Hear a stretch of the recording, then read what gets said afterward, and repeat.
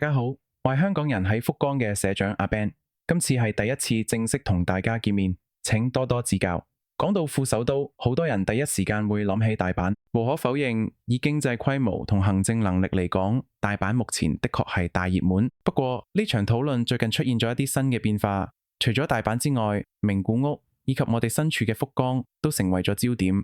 點解福岡會被納入討論呢？高島忠一郎市長提出咗一個好值得深思嘅觀點，就係國家功能嘅分散佈局。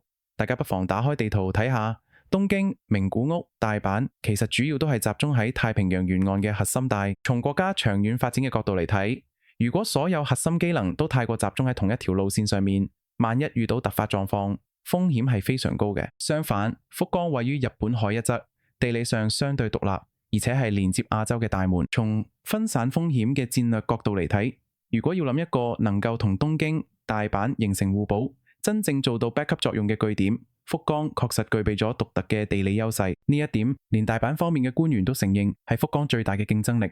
當然，政策落實仍然言之尚早，但我哋可以預見佢係，如果福岡未來能夠承擔更多國家級嘅功能，呢個城市嘅定位將會由旅遊商業城市逐步升格為國家行政樞紐。呢個轉變意味住未來嘅基建配套、交通網絡以至國際知名度都會有質嘅飛躍。